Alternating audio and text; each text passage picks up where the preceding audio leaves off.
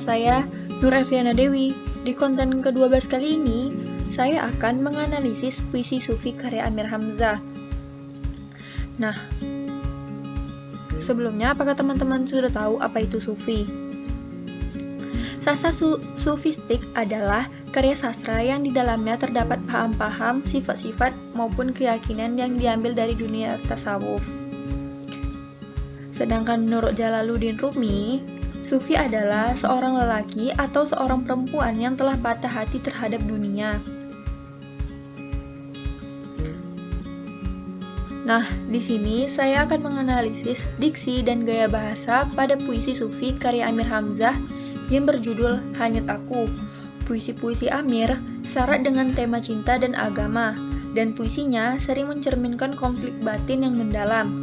Diksi pilihannya yang mempergunakan kata-kata bahasa Melayu dan bahasa Jawa dengan istilah-istilah tertentu. Karya-karya permulaannya mengadakan komunikasi dengan rasa berharap dan cinta, adun erotis dan ideal, sedangkan karya-karyanya kesudahan memiliki definisi yang lebih religius.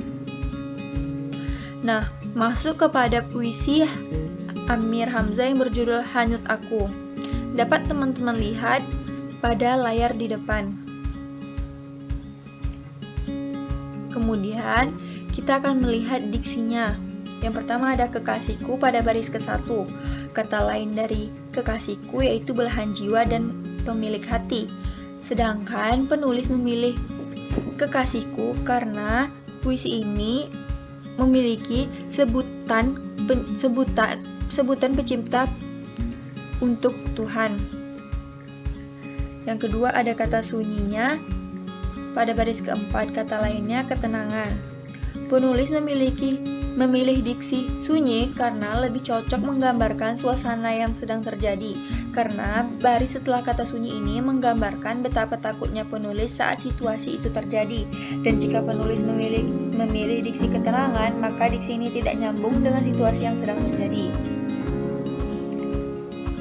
Yang ketiga ada kasihan pada baris ke-5. Kata lain dari kasihan ini yaitu iba dan belas kasih.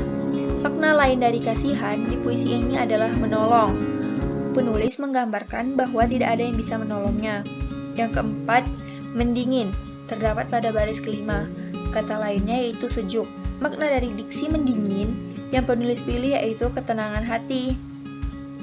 5. Kasihmu yang terdapat pada baris ke-7. Kata lainnya, belahan jiwa dan pemilik hati. Makna kekasih sendiri dalam puisi ini yaitu penulis itu sendiri yang ditunjukkan kepada Tuhannya. Selanjutnya, gaya bahasa. Yang pertama ada gaya bahasa klimaks.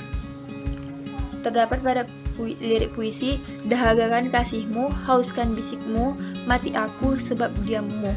Pada lirik puisi di atas termasuk gaya bahasa klimaks karena terjadi peningkatan dari penulis merasa kehausan kemudian ia mati. Yang kedua pada lirik langit menyerkap, air berlepas tangan, aku tenggelam. Pada lirik puisi ini termasuk gaya bahasa klimaks dari tidak ada yang menolongnya kemudian ia pun tenggelam. Selanjutnya gaya bahasa repetisi. Hanyut aku kekasihku, hanyut aku, ulurkan tanganmu, tolong aku. Ini terdapat pengulangan makna kata yaitu hanyut aku pada baris ke-1 dan ke-2. Seperti yang kita tahu, gaya bahasa repetisi ini terdapat pengulangan kata. Selanjutnya, gaya bahasa asonasi, yaitu terdapat pengulangan vokal pada lirik baris ke-5, tiada suara, dan baris ke-11 dalam malam. Selanjutnya gaya bahasa kiasan atau anatomasi. Yang pertama, hanyut aku kekasihku. Makna kekasihku di sini yaitu Tuhan. Yang kedua, dahagakan kasihmu, hauskan bisikmu, mati aku sebab diammu. Makna kasihmu di sini adalah penulis itu sendiri. Selanjutnya gaya bahasa personifikasi. Yang pertama, tiada angin mendingin hati.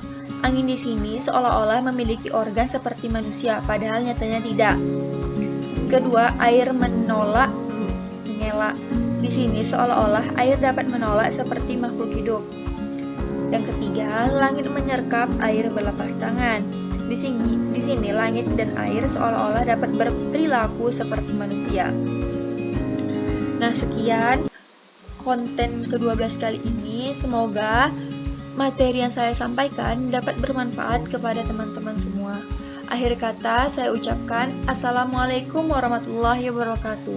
Dan terima kasih sudah menonton channel YouTube saya.